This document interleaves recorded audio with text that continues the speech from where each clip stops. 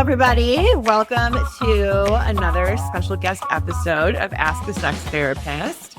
Today, I have Eve Hall with me. Eve is a licensed physical therapist who treats conditions regarding sexual health. She is also a certified health coach who is on a mission to destigmatize conversations about sex and sexual health. Eve is the host of a podcast called Please Me, where she covers all sorts of topics related to sexuality, such as safe sex, kink and fetish, orgasms, big clit energy, relationship options, and so much more. She's the creator of the growing Orgasm Revolution, where she aims to bring awareness to the orgasm gap and close women's orgasm gap one person at a time with education, awareness, and of course, communication. So thank you, Eve, for being here. Welcome. Thank you. I'm excited to talk to you. I know. I'm excited to talk to you too. I love that you kind of have that combination of the physical therapy background, but also the health coaching when it comes to sex. That's a unique combo. So very cool. Yes, I found that it sort of just happened. Okay. I was a health coach, and through seeing lots of patients with these sexual health conditions, it just naturally sort of, people start telling you about, they don't just talk about the physical, they talk about the emotional, they talk about the psychological For sure. aspects of the condition on their marriage or their relationships or themselves. And so it just sort of naturally formed, and I decided to start doing intimacy coaching too, because it was already happening. So yeah, that's so true. It's kind of like, so many people wind up being like accidental coaches or therapists, like your personal trainer, your hairdresser. Yeah, and if you're a good listener, some people are just naturally like able to step into that role because they're good listeners. And I feel like that's something that I've always been pretty proud of in terms of like having a good bedside manner and like my clients really, relating to me in lots of different ways. So yeah, absolutely. Yeah, I love that. I do want to hear more about this big clit energy. Tell us about that. Because we hear so much about like big dick energy, right? Yes. And just the fact that you're kind of, coining this term or discussing big clit energy, I feel like, why are we talking about that? So tell, what is big clit energy and why did you feel like it was important to talk about? Thanks for asking about it. Yeah. With my podcast, I covered topics like big dick energy, right? And I was like, well, what is the female equivalent of that? And I did some searching and I read some articles and they said, a woman can have big dick energy too. We consider like Beyonce has big dick energy and like Rihanna has big dick energy. And I'm like, okay, I agree that they have sensual confidence and possibly sexual confidence. Sure. And they step into their feminine and they use that power. Yeah. However, I don't want to have big dick energy. I don't have a dick and I don't want to be associated with having a dick. I'm a woman and I want it to be a my thing, right? So yes, we can still have that sort of energy, right? And so the male has the penis and the female equivalent of the penis is actually the clitoris. And so I chose to call it big clit energy. Yeah. And I did trademark it. So it is something that I coined, I trademarked, and I love to talk about sexual confidence, stepping into that sexual confidence, stepping into that sexual liberation. Everybody needs to like sort of get on that path. And so building that confidence is a process, but it's a beautiful process. And that confidence translates to all areas of our lives. It translates to the boardroom and to being in front of an audience and to all of the things that you do. Having confidence in your sexuality is going to translate to everything. Yes, absolutely. I agree. And I think it can be challenging because of some of the forces at work in our society. Of course, which is what we're fighting against, right? Right. So how do you work with people to kind of maybe take them from feeling like, I don't know what I'm doing, I don't feel great in my body, I'm so busy I can't even think about sex, to feeling like they're really embodying the big clit energy? Yeah. So, we talk about lots of things that you just mentioned. What around sex makes you feel shame? What around sex makes you feel avoidant? And we try to like sort of break those things down, because bottom line is we're getting those messages from every aspect of our lives, whether it be our religious upbringing or the society or the family or your friends, even your friends, And so, throwing all of that baggage, once you recognize it, you can really throw that baggage out the window and sort of create a clean slate and think about how you want your sex life to be. What is it that you want to feel? How is it that you want to step into that power? Yeah. And that's step always into that. So good to start there. Like, what do you actually want? Right. Right. I love that. And for some people, it's something very specific that they've never talked about before, like a kink or a fetish or, something that they're afraid to say. And communication can be such a huge barrier in relationships. So I talk a lot about communication and how we can be better communicators. And I love to model, the communication. And so I often will do like a role play on my show at the end with my guests, just to sort of model those conversations because they can be uncomfortable. They can be, awkward. And so modeling that conversation and showing people how these conversations can be had is, I think, really helpful. I agree. Because when I think of somebody who has big clit energy, like she knows what she wants and like she knows how to express it and she's kind of owning her desires, But you're right. Like the path from point A to point B of having the big clit energy is not always an easy one. Yes, it's a process. It's like, any other thing that you want to get better at, it takes practice and communication takes practice. And having big clit energy and like empowering yourself to really love your body, love your, all of these things it's a process. We grow up thinking we're supposed to look like XYZ and getting out of that mindset is a process. It takes time. It takes thought.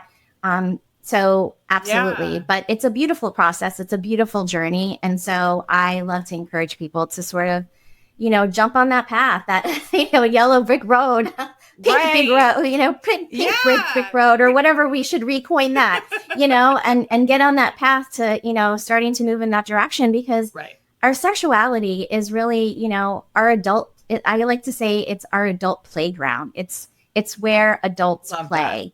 Yep. And so if we aren't, enjoying that adult playground, we're really missing out on a lot of joy in life. I think so too. And I think before even becoming a sex therapist, when I was just, generalist, kind of doing holistic holistic therapy in general, it really hit me like, wow, everyone's kind of struggling with the same things. And so much of it is hustle culture and just kind of go, do, be more productive. Be better, do more, and not so much of like rest, enjoy, be sensual, luxuriate in your sexuality, like embrace pleasure. It's like, where were those messages? They're really nowhere. They're right here. Now, and they're right on my show and they're right on, the shows that are similar to ours because we need that. We need that. And I think that people are responding and lots of people are listening. 100%. And I mean, I think, as you were describing the yellow brick road, I'm like, if you're listening to this, you're already on the road. Right. Just keep going. Exactly. And sometimes it is kind of questioning yourself. But I think what I'm curious about is what was your path to kind of getting into this work? It sounds like you probably started out with physical therapy and then it evolved, but I'm also curious, like, do you kind of have a personal connection to this work? Have you had your own yellow brick road? And like, what does that look like for you? Yes, I have had my yellow brick road. Okay. I like to say that I've gone from trauma to sexual liberation. Okay. I have a history of sexual abuse as a child.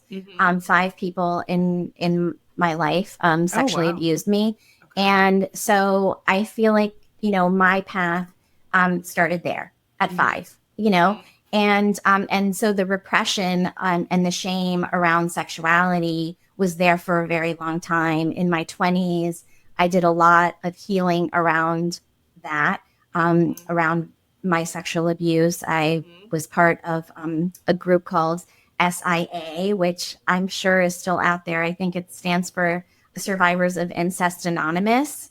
Okay. And it's like an AA, like a 12-step program, but it's geared towards, healing from sexual trauma.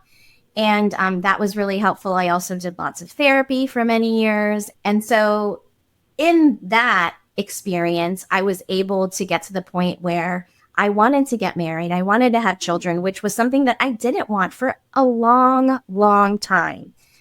Because of the sexual trauma and the feeling of, inadequacy as a mother. I was afraid that I was going to not be a good mother, And so that was like one layer of healing. But I realized that like there are many layers of healing. So I did get married. I did end up in a sexless relationship for many, many years, which, for me was very difficult because I'm a very sexual person. And then I ended up getting divorced. And when I got divorced, I moved to Florida and with my daughters and became a single mom and was really ready at that point to just like jump in head first and be like, okay, I want to create a life for myself that is full of pleasure because I had been so devoid of it for so long. And so I really just, jumped on my own path and started having different experiences, being really open-minded about sex and trying things out, trying things that I'd never tried before, and really like figuring out what I really love. Yeah. And through that, I realized that I really love talking about sex and I really, and so I changed my career path. After COVID, we all sort of had this like epiphany of like, hey, we can do what the hell we want. We don't have to work for somebody else. Right. Yes. So I changed my career path and I started focusing on the pelvic floor, and sexual health conditions. And I haven't looked back. I'm loving every minute of it. And I have to say that, with my clients, oftentimes they'll come to me and they'll say, I'm here. And you probably have the same exact thing happen where they're saying, I'm here to talk to you about my sexual health or whatever it may be regarding sexuality. However, my wife doesn't know I'm here.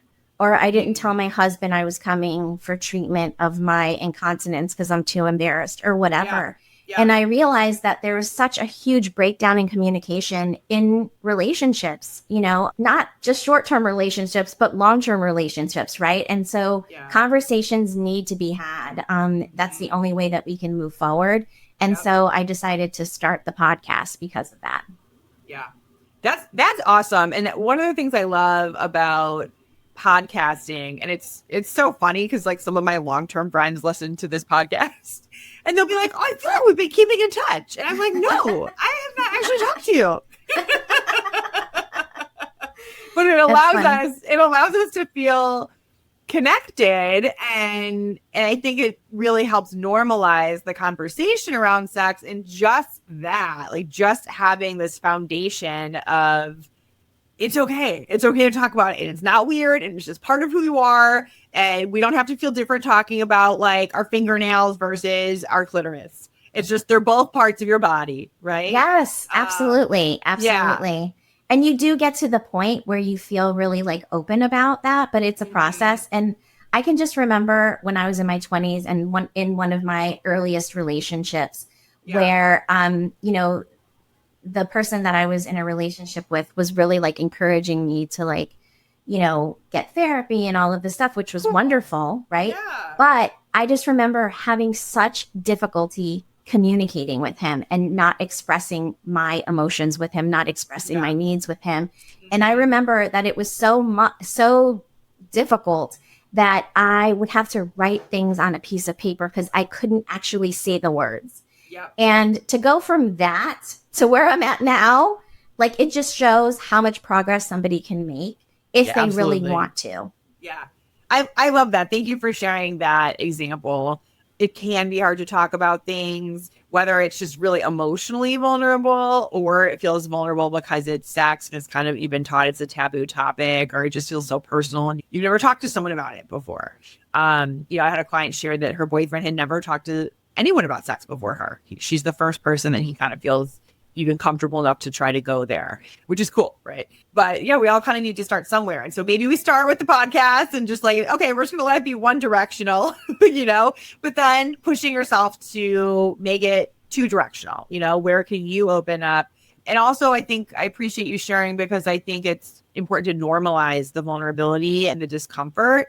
And, I've certainly been there too, where, something comes up related to an intimate relationship or sex. And it's like, oh my God, I feel so vulnerable and I feel kind of shameful. What if I look like a total fool? And what if this person rejects me? And what if, like those fears are all so human and so normal.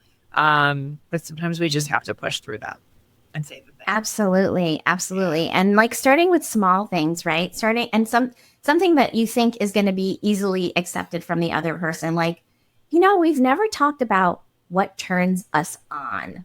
I would love to know like the top 3 things that turn you on. I want to know, like, I should know that about you. We've never had that conversation. And why not start there? Like, that's something that I think people should know about their partners. And I think that the BDSM community does that best, right? And, I think the BDSM community does this best, and also I will say the LGBTQ community as well, because, parts fit differently, right, in the LGBTQ community. So there has to be a conversation about what do you like? Do you want to be a top? Do you want to be a bottom? Are you a switch? Those sorts of things. And then in the BDSM community, they're talking about, what their turn-ons are, what their hard limits are, what they're into, what they're not into. And we should be having these conversations with our partners, because why are we assuming that our partner is going to know exactly what is going to turn us on? That's a ridiculous thought, right? It's a very ridiculous thought that most people have.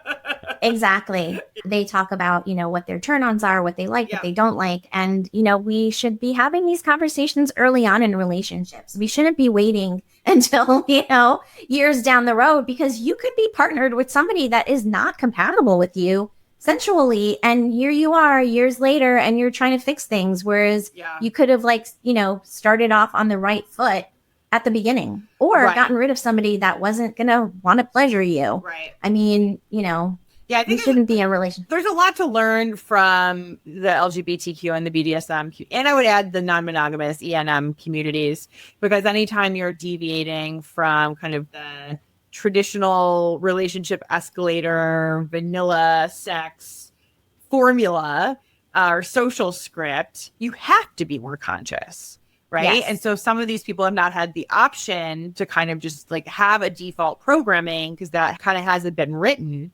But I think what everyone can take from this, so even if you're like, hey, I'm cis, hetero, white, vanilla, whatever, this absolutely still applies to you, right? And it's an opportunity and an invitation to kind of be more conscious about those conversations and to do some more exploring, maybe, I liked what you said before about like exploring your fantasies, exploring your turn on. Absolutely. I mean, a fantasy is a fantasy, but it can be a reality if you want to explore it, and it can stay in fantasy land too. 100%. But maybe knowing about that fantasy will be a big turn on for your partner, so why not explore that? I mean, our bodies are meant for pleasure, head to toe, right? We have all of these sensory, touch sense receptors on our body, not just our genitals are sensitive. Our whole bodies are sensitive. I like to think of the whole body as an erogenous zone. So why not explore that with your partner? And it doesn't always have to be penetrative sex. It can be just an exploration of sensual touch. I love that. Let's talk a little bit more about like sexual exploration, because I'm sure there's some people listening that they're like, yeah, I probably am in a little bit of a sex rut. Yeah, we do the same 2 positions in the bed all the time. And like, it's fine. And then my partner kind of knows my buttons to press. And, maybe I even usually orgasm, but it's like, it's a little bit like, meh.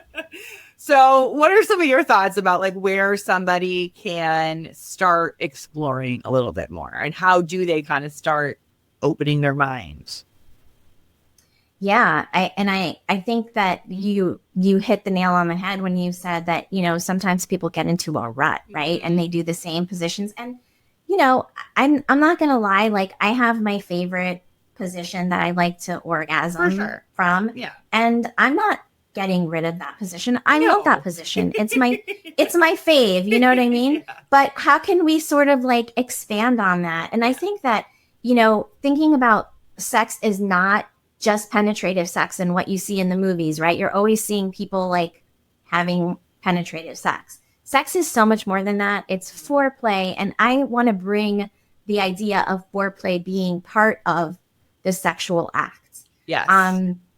Because it's necessary and women need it. And women need 20 to 25 minutes of warm up before we're even prepared or ready for penetrative sex. And so it's so important to sort of explore your entire body. So I like to talk about, exploring head to toe and maybe doing some touching that's non-sexual, and just exploring the parts of your partner's body that are sensitive to touch that feel like sensual touch, right? Because sensual touch doesn't necessarily just come from the genitals and your nipples, right? You can have sensual touch from the back of your neck or your lower back or your inner thigh or even your feet, So learning what those areas are that you like to be touched is important, and knowing what those things are so that you can translate them to the bedroom. And if you don't explore, you're never going to know. So, trying to build curiosity around our sensual lives. So I really love to think about the whole body as being an erogenous zone, not just the erogenous zones that you think about your genitalia, right? But your whole entire body being an erogenous zone, because when your body is perceiving sensation that's sensual, it's going to light up that part of your brain, the sensual part of your brain, the clitoral area, right? And so no matter where on your body you're touching, if it's perceived as sensual touch, that is going to be triggered in your brain. So a lot of times people talk about different types of orgasms, right? Nipple orgasms and whatever. There's like a zillion kinds of like quote unquote orgasms that you can have. But the bottom line is it's sensual touch that's being perceived by your body as sensual touch. And so it's lighting up that clitoral area. Yeah. So isn't that so interesting how our nervous system works and how touches of different parts of the body can stimulate other parts, Absolutely. I think that's so cool. We're so interconnected, and it is really fascinating. But, exploring that, trying to really hone those skills, trying to figure out what those areas are on your partner and letting your partner know what those areas are on you. That is really how we're going to get those pleasure needs met and that orgasm gap closed, because the orgasm gap does exist. Yes, absolutely. And we have a whole episode on that we'll link to in the show notes as well. But the basic gist is that, male-bodied people are having more orgasms more consistently than female people. And also when it's two females, they're having more than when it's a male and a female partner, which is interesting. So there's some interesting data there to explore. And so I'm glad you're working on that, Eve. Yeah, absolutely. I think, statistics really bring home what we're trying to talk about. And, you mentioned that you had another episode about it. And I think it was with Dr. Lori Mintz, correct? Yeah. Well, her book is amazing. I love her book so much. It's amazing. Yeah. And in her book, she talks about the statistic of only 3 to 5% of women can orgasm from penetration alone. And, there's other studies that have been done that talk about higher numbers than that, but they don't weed out the difference between penetrative sex and then penetrative sex plus stimulation of the clitoris, right? So, of course, if you have clitoral stimulation and penetrative sex together, that's going to increase your ability to orgasm because you're doing the external stimulation too. But if you look just at penetrative sex by itself, only 3 to 5% of women can orgasm from penetration alone.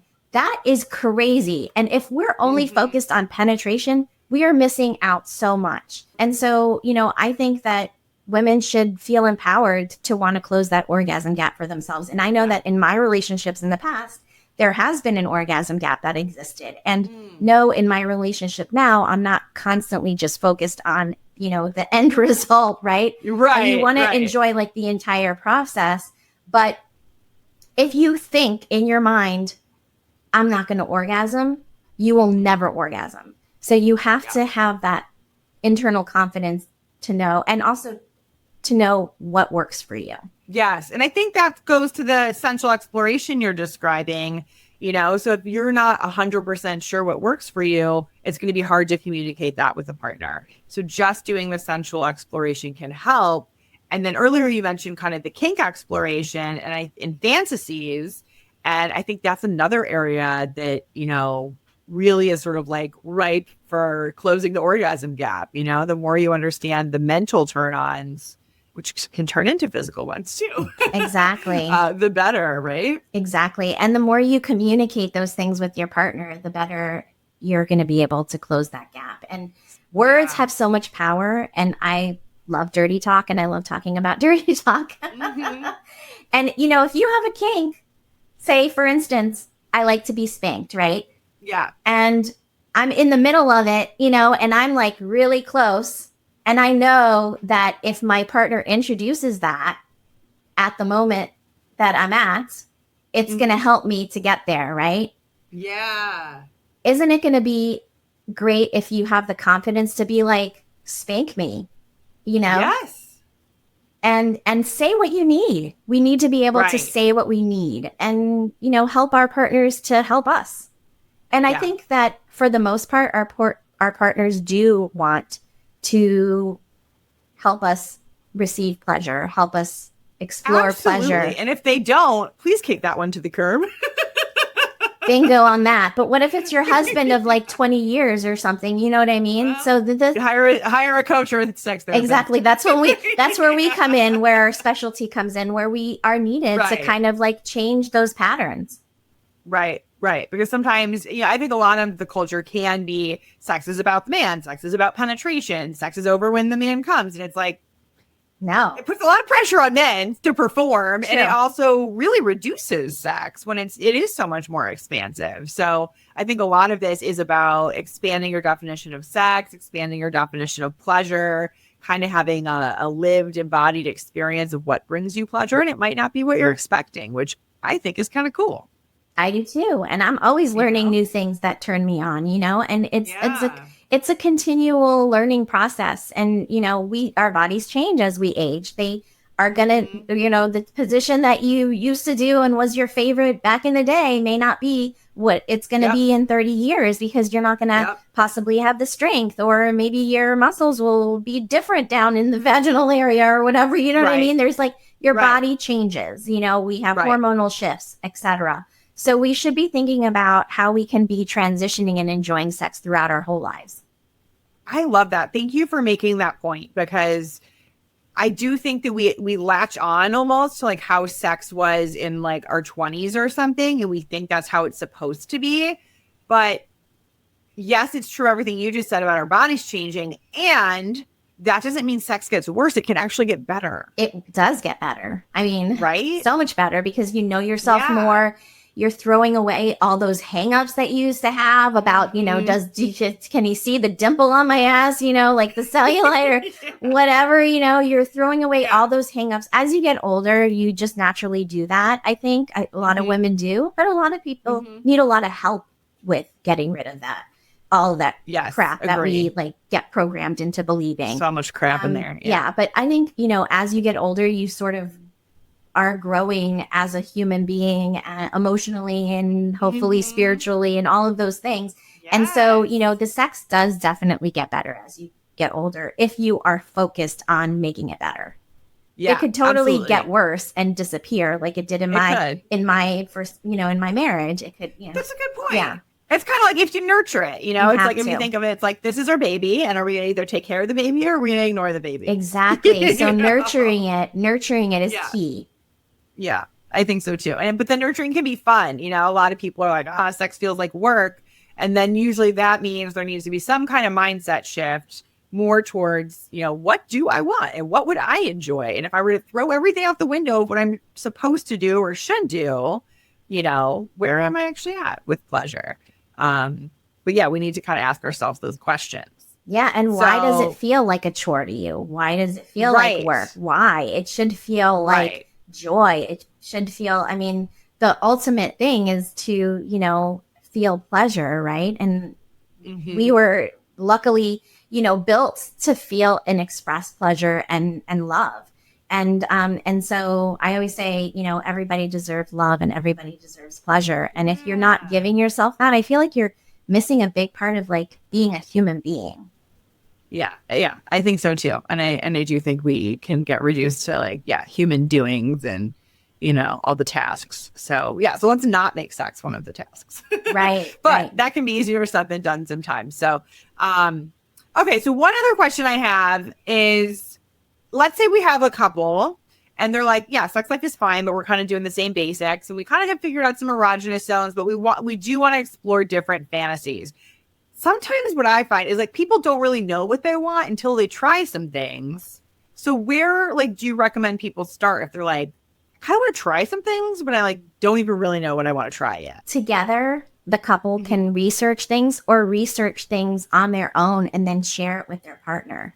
And I have to say, I think porn is a great place to start because yes, there is porn that's, male centered. And unfortunately, most porn is, but there's a lot of female centered porn now too.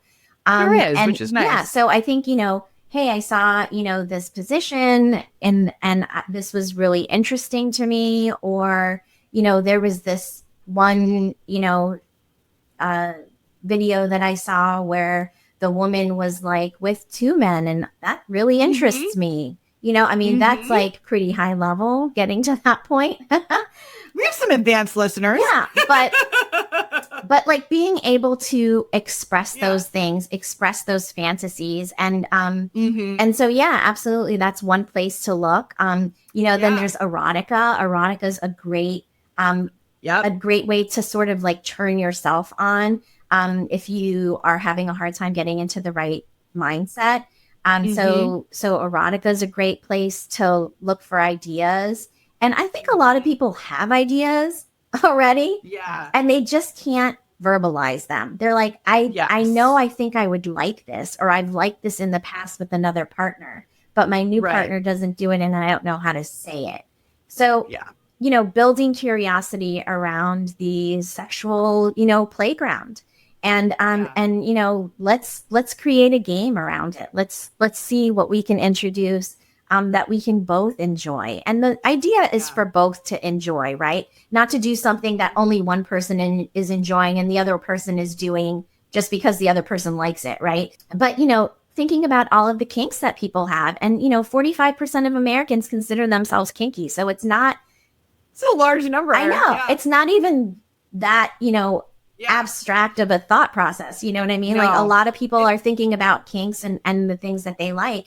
And a lot of people are doing kinky things and not even realizing that they're doing kinky things. It's just right. Yeah. So they're like, this is something I like. But the word kinky and identifying as kinky, it's so nebulous. It's like, where even is that line? I don't know. If you're listening, it doesn't really matter.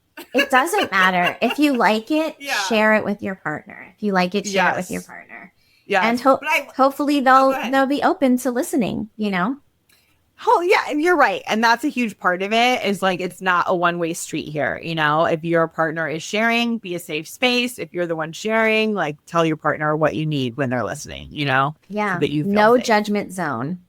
Yeah. Yeah. And I've been very excited lately that kink is becoming more mainstream. In the last 10 days, probably, I've been interviewed by Women's Health magazine about hot wifing and cuckolding. Okay. And Well and Good about hog tying. Okay. Which is pretty fascinating. I'm like, wow, these are very mainstream outlets that are going down that rabbit hole of some kinks. And it's exciting to me to just see the more I think that we're seeing this in mainstream outlets, and then that show Dying for Sex, that's on Hulu. Oh, I haven't watched that one. I gotta watch that.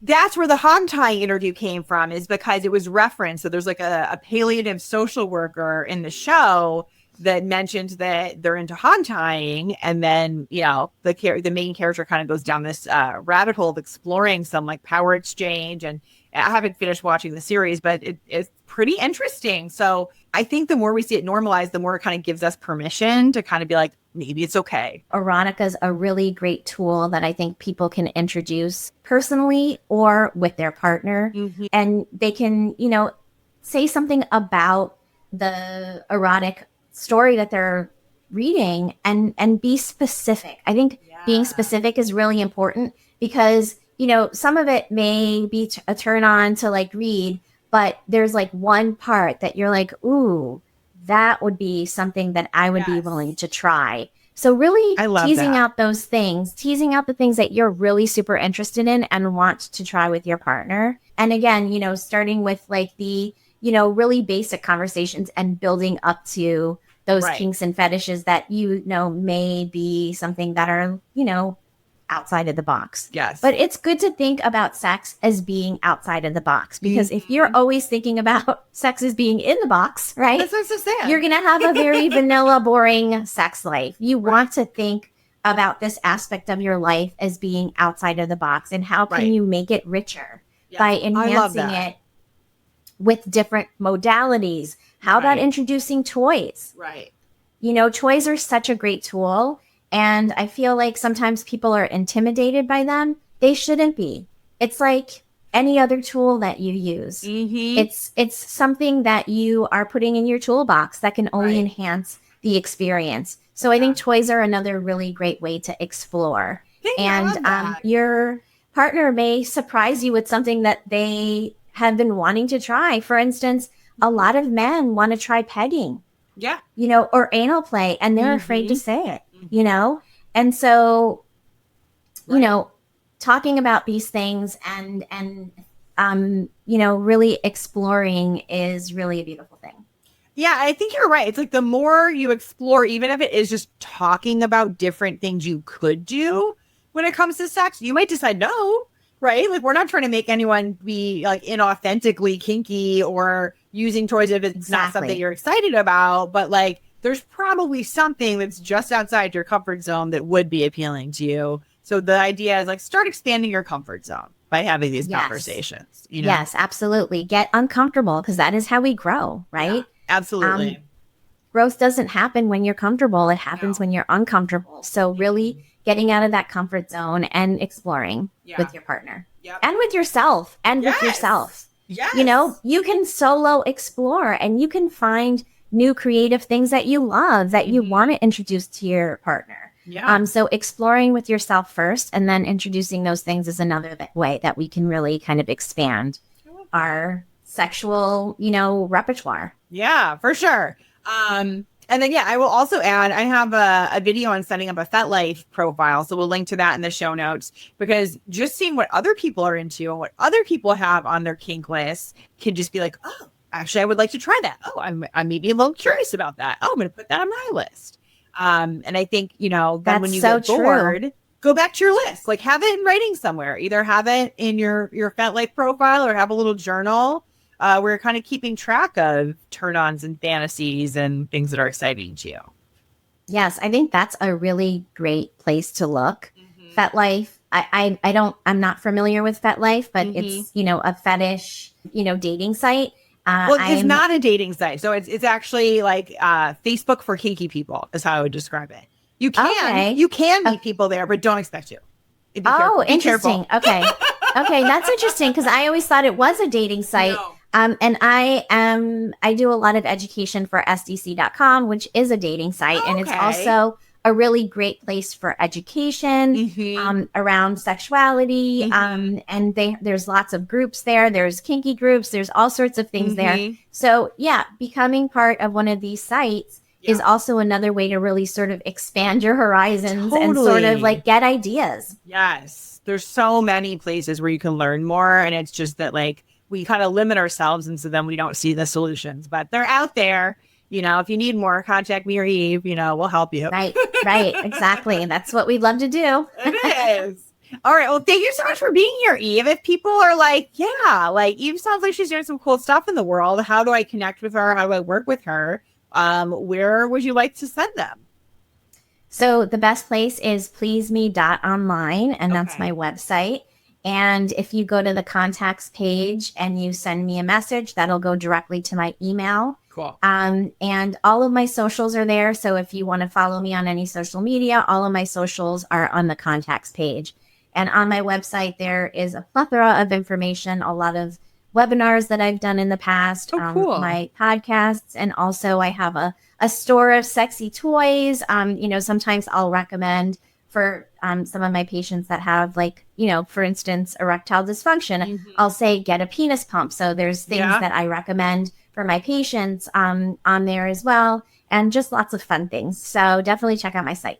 I love that. And all your like coaching information and everything is there too. Everything's there. Great. All of it's there. Love it. Mm-hmm. Okay. We will link to that in the show notes as well. So everybody look out for that. Thank you everyone for listening. Thank you, Eve, for being here. We appreciate it. And we'll catch everybody next week on another episode of Ask the Sex Therapist. Bye, everybody. Bye-bye. It's been a pleasure.